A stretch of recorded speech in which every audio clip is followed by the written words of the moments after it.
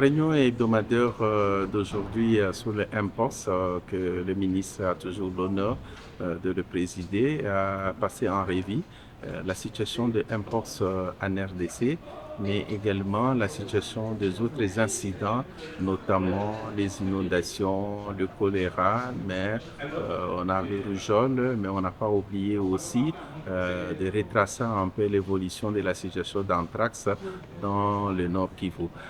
En bref, la situation évolue bien, c'est-à-dire qu'il y a une grande expérience aujourd'hui de voir comment le processus de la digitalisation des données des Mpox a beaucoup évolué.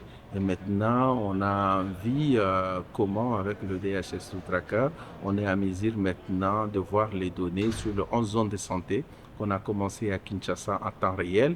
On a vu aussi que la situation par rapport à la notification a baissé pour la semaine 18. On a passé en revue aussi sur les défis logistiques en rapport avec le laboratoire. Vu l'immensité du pays, il y a des coins où pour faire parvenir un échantillon au niveau des laboratoires, ça nous prend un peu beaucoup de temps.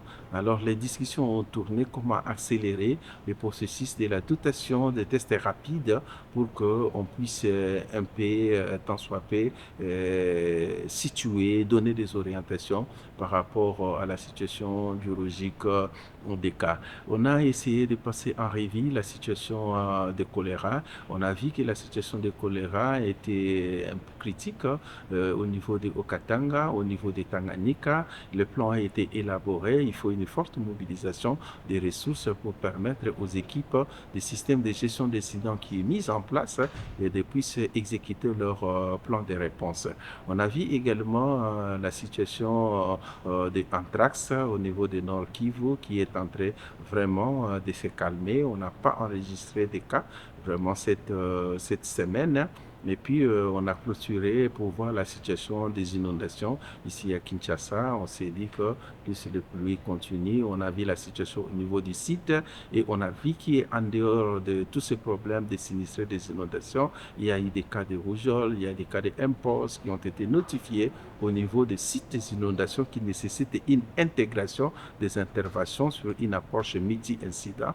Et nous avions clôturé pour voir maintenant la co-infection MPOX et VIH par rapport aux résultats des études qui ont été menées ici à Kinshasa au niveau des centres de traitement Kokolo, mais également aussi dans les 9 zones de santé de la ville.